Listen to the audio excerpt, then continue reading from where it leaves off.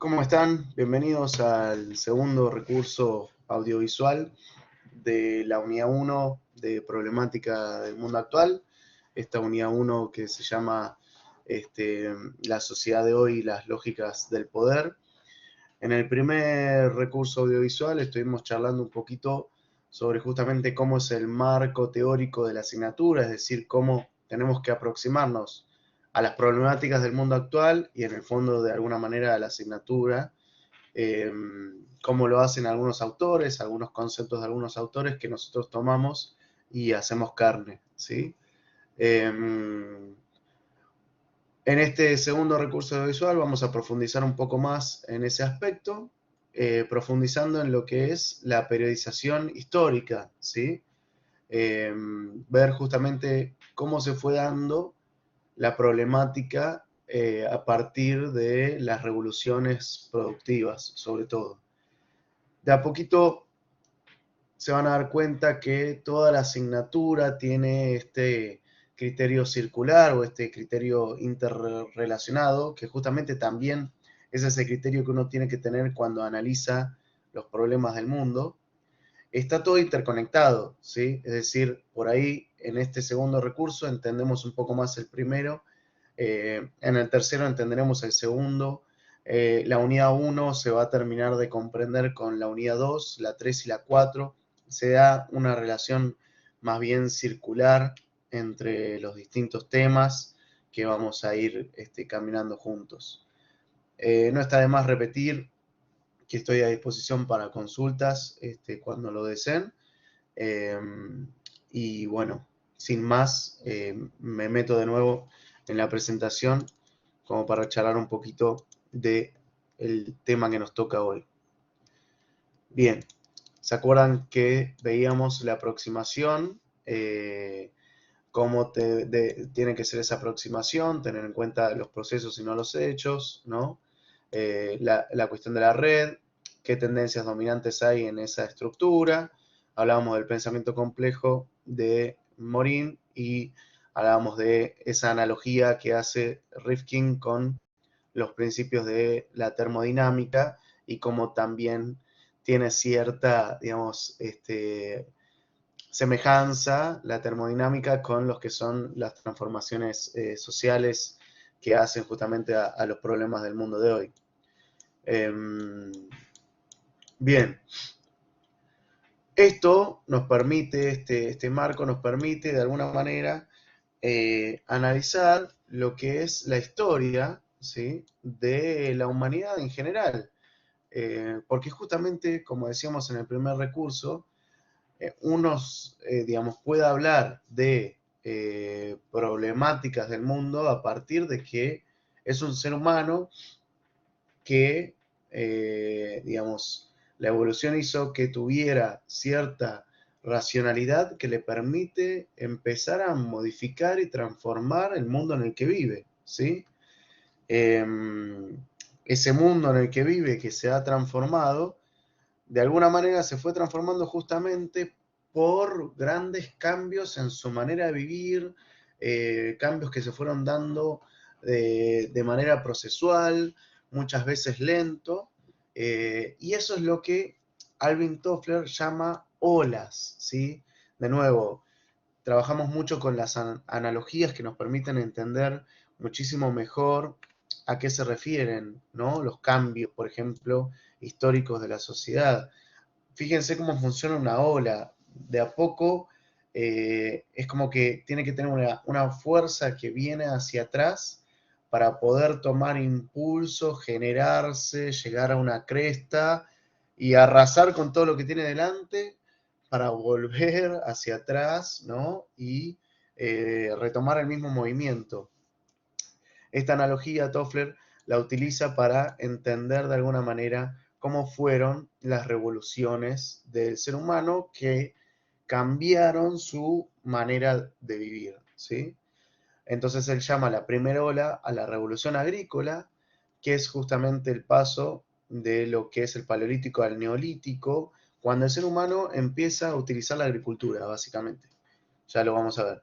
La segunda ola, la revolución industrial, ¿sí?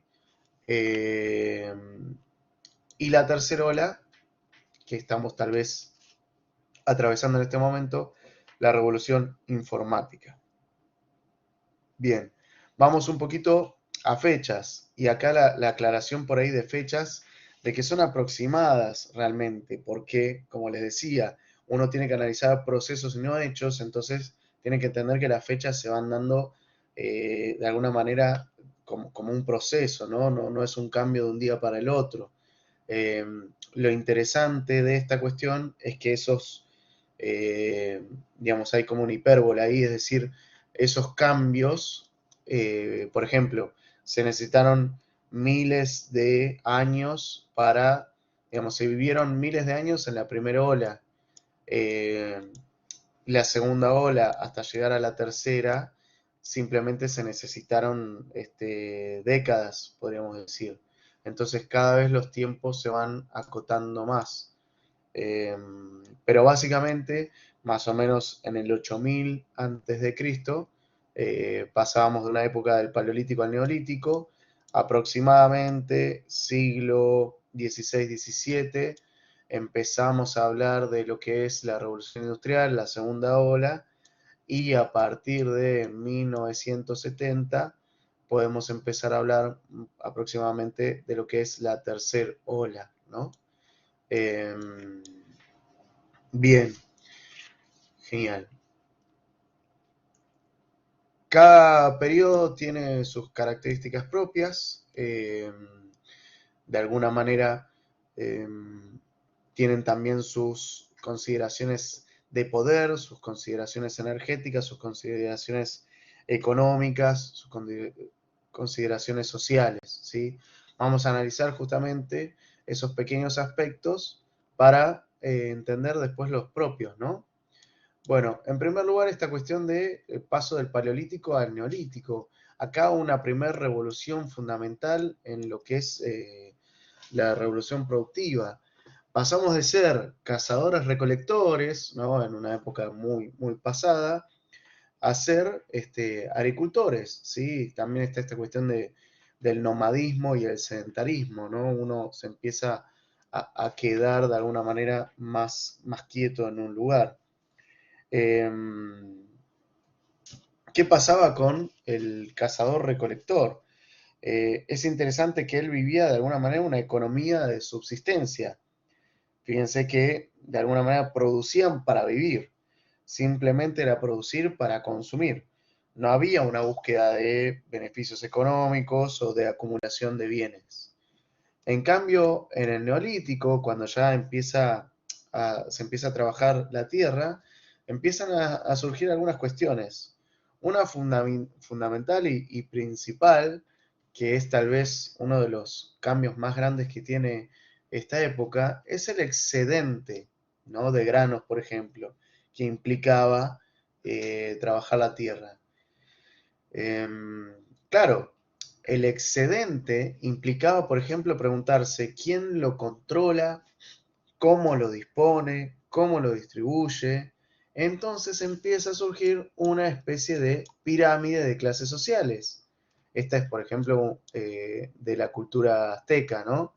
Eh, Cada cultura, cada tribu, cada pueblo tenía su propia pirámide, pero naturalmente surgía, porque vos tenías funciones y roles más específicos.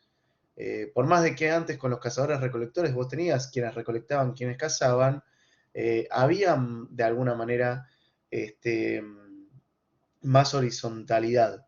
Acá vos necesitabas mucha mano de obra esclava y tenías mucho poder en los grados más altos justamente porque disponían de ese sobrante. Digamos, podríamos decir que el problema del ser humano, o uno de los principales problemas que empiezan a aparecer, es que al ser humano le sobren cosas, ¿no? Como siempre. La idea de esta asignatura es ver cómo repercute en el hoy, ¿no? Y cómo nos pensamos hoy, tanto en nuestra vida cotidiana como en nuestra vida profesional. Fíjense qué interesante es. Esto después se analiza desde el hoy como en lo que llamamos la sociedad del consumo, ¿no?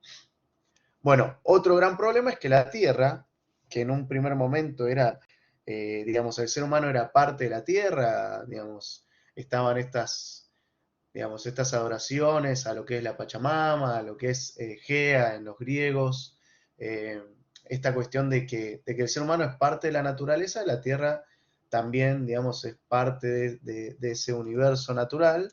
En cambio, acá la tierra pasa a ser un bien de consumo, digamos, un bien de mercancía. Entonces, la tierra como base de la economía genera guerras, conflictos. Además de que se necesitaba la mano de obra esclava, también se empieza a querer tener más posesión de tierras para tener cada vez más poder. De alguna manera, acuérdense que el próximo video va a ser sobre las lógicas del poder que siempre están latentes, ¿no? Pero bueno, volvamos al tema de las guerras por la tierra. Entonces, claro, el ser humano ya no es parte de la tierra, sino que es dueño de esa tierra. Bueno, empieza a surgir la cuestión de la propiedad, empieza a surgir esta cuestión.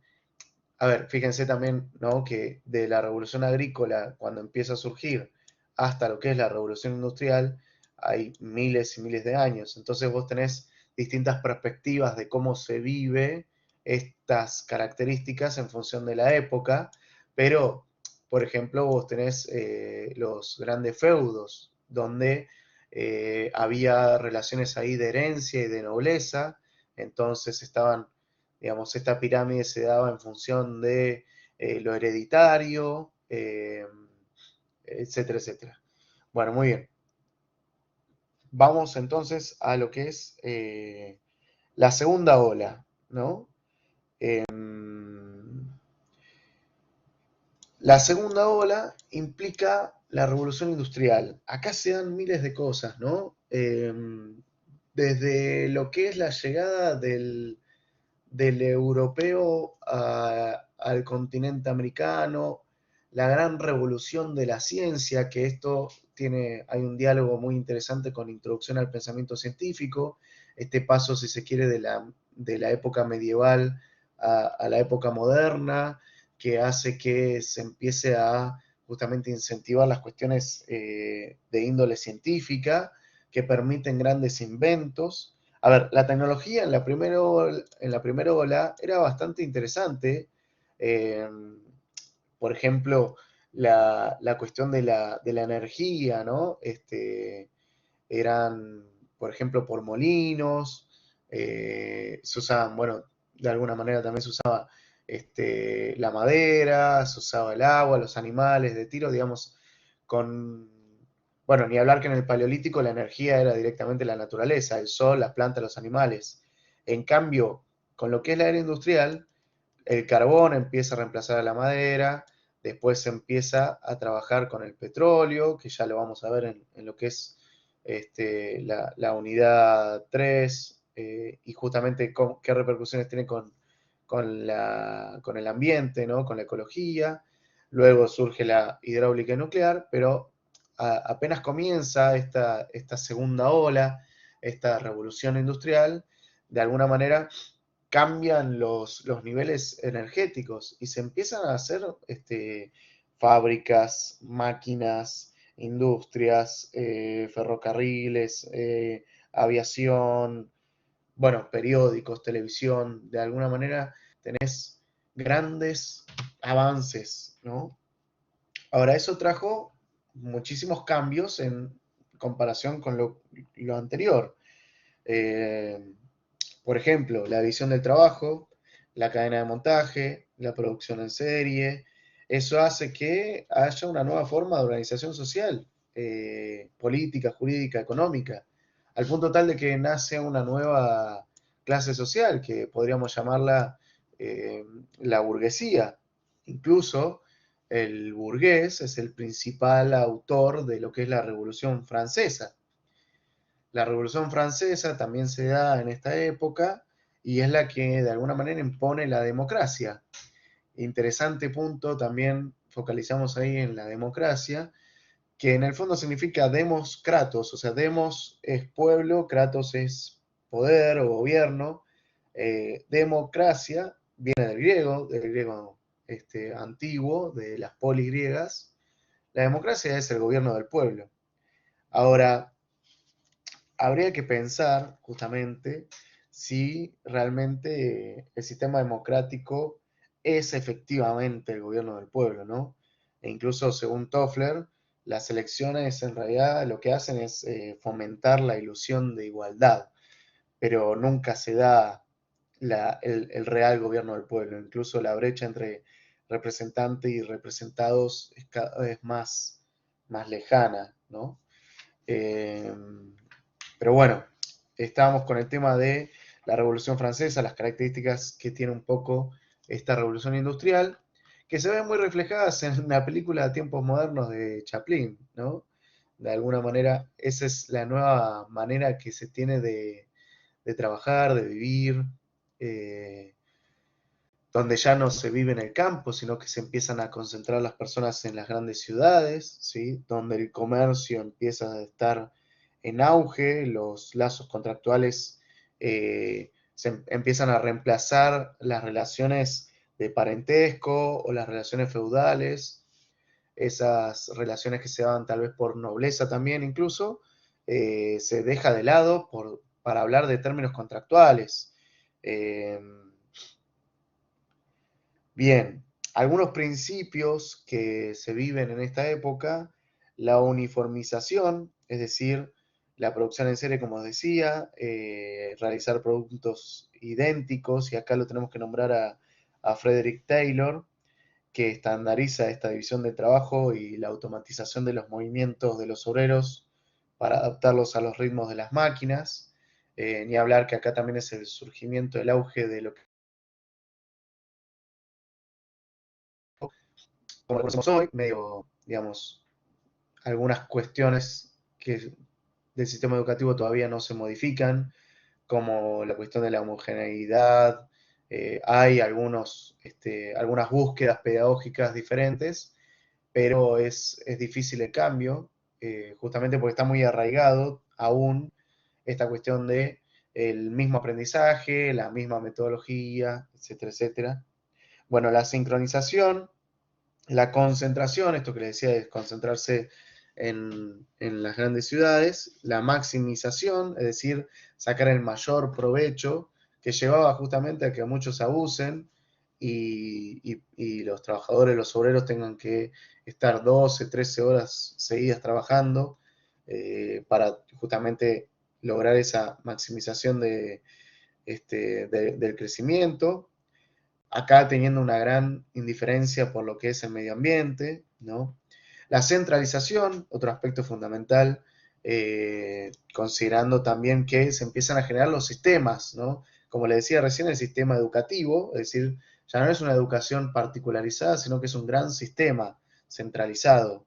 El educativo, el sistema de salud, el sistema bancario, se burocratizan mucho los procesos.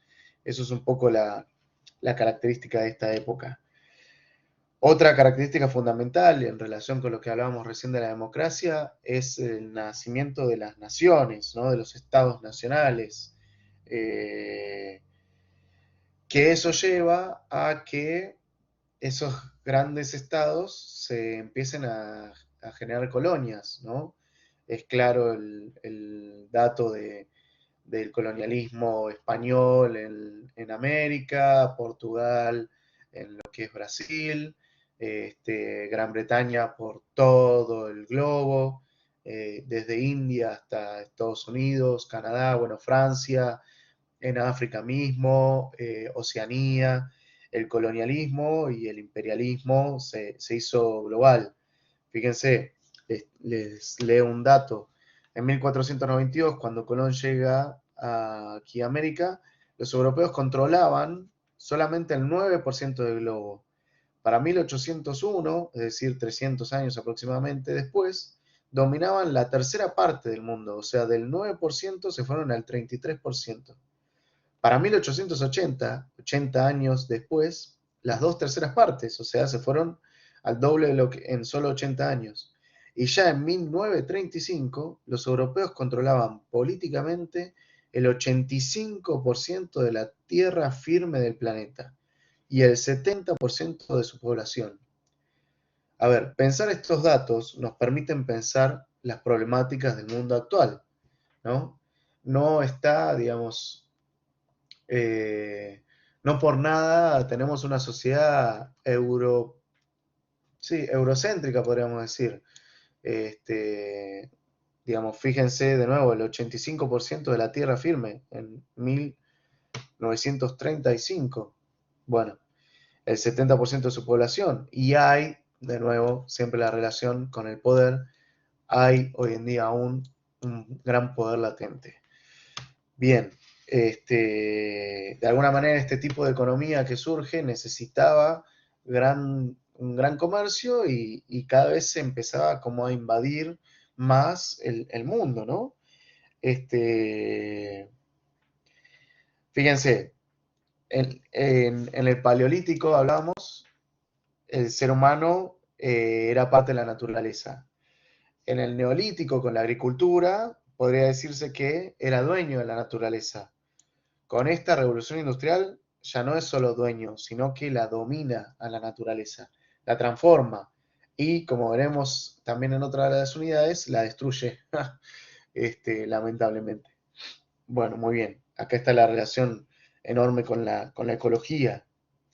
Y otro interesante punto es el punto del tiempo, ¿no? Porque uno de los grandes aparatos que empiezan también a producirse en masa son los relojes. Este, Fíjense, en el periodo agrícola, el tiempo tenía que ver con más bien los fenómenos naturales. La salida y la puesta del sol marcaba más o menos cuándo uno tenía que dormir o estar despierto, las estaciones, cómo se hacía la cosecha, etcétera, etcétera. Las fases de la luna repercutían en la vida cotidiana, ¿no? La vida social se adaptaba a esos ciclos naturales. Ahora, esta mirada del tiempo más mecánica, más abstracta, más maleable, rompe esa unidad entre el ser humano y la naturaleza. De alguna manera empieza a ser casi uno esclavo de los tiempos. Pareciera que se le pasa volando y ahí está el otro aspecto interesante que vamos a trabajar, que es la aceleración. Estamos acelerados constantemente haciendo miles de cosas por segundo. Eh, Acá les traigo a Yuval Harari, tiene una obra espectacular que se llama Breve Historia de la Humanidad, de animales a dioses, y plantea justamente que el ser humano de hoy, a pesar de que tiene miles de comodidades, es el ser humano, el Homo sapiens, que más trabaja, que más tiempo le dedica al trabajo en toda la historia de la humanidad. Otro aspecto interesante en esta gran revolución es el aspecto de la velocidad. Fíjense, en 1880 una locomotora de vapor alcanzaba 150 kilómetros por hora, ¿no? O sea, la humanidad necesitó millones de años para llegar a una velocidad de 150 kilómetros por hora. Ahora, solamente le bastaron a la humanidad 58 años para llegar al cuádruple de esa velocidad. En 1938, los aviadores, los aviones superaron 600 kilómetros por hora. Es decir, fíjense esta cuestión que también hablábamos de que los cambios cada vez son más abruptos, ¿sí? Las olas, por decirlo de alguna manera, cada vez duran menos, digamos, ¿no? En las grandes revoluciones. Bien, la dinámica tecnológica, la aceleración, el avance, por ejemplo, de la computadora, que hace que el mundo natural se transforme en un mundo virtual, hacen de alguna manera que se genere esta nueva ola que Toffler llama revolución informática y que justamente es lo que genera un shock del futuro, que es otra interesante obra de este autor. Es decir, hay un shock en nuestra manera de vivir. Estamos viviendo justamente una cresta de una nueva ola. Algunas características se ven relacionadas con la anterior, pero se ven maximizadas, digamos, la aceleración es tremendo, la aceleración que vivimos, la interconexión en el mundo a partir de Internet, otra gran revolución, es increíble. Y el gran, gran punto interesante de análisis es la cuestión económica, ¿no? Plantea el autor que cada vez hay una económica más, un sistema económico cada vez más simbólico, ¿no? Es decir, hay una sensación de economía. Por ejemplo, nombra a Nike, ¿no? La empresa que dice que vende conceptos, no vende cosas. Ya no se te vende un auto, sino que se te vende la manera de manejar. Es decir, se venden símbolos, se venden significados, al punto tal de que uno también se vuelve mercancía. Esto lo vamos a ver más adelante también en lo que es la era del acceso y el control del deseo, en el próximo material audiovisual. Pero uno mismo se vuelve símbolo de ese sistema económico que después nos va a llevar a analizar la sociedad del consumo. Eh, y acá es interesante el ejemplo, voy a pecar de spoiler, pero en La Casa de Papel está este concepto de hasta qué punto el oro de un país es lo que le da riqueza. La economía de hoy se basa más bien en la confianza, se basa más bien en la especulación, y se basa también en datos informáticos y computadoras, al punto tal de que si se apagaran las computadoras 10 minutos, generarían un colapso mundial en la economía. Este, Ni hablar de que hoy en día tenemos un nuevo fenómeno que son las criptomonedas que dejan bien en claro que la economía está basada en digamos, un símbolo, ¿no? El dinero que empezaba acá en el Neolítico, había un poco digamos, de intercambio monetario. Con la Revolución Industrial llega justamente el dinero a ser digamos, ¿cómo decirlo? Una necesidad incluso. Vamos a ver aquí en las lógicas del poder que el dinero pasa a ser casi como una especie de nuevo látigo, pero que es un poco más ameno que la violencia, pero ya lo veremos esto. Eh, y hoy ya el dinero es simplemente algo volátil. Podría reemplazar el oro de un país por otro tipo de metal y mientras parezca oro, estaría bien, ¿no? Es un poco la idea que hay en La Casa de Papel y no sigo insistiendo sobre eso para no spoilear más la serie. Bueno, muy bien. Tienen, como siempre, una lectura requerida, ¿sí? Para esta unidad, que los invito a leer.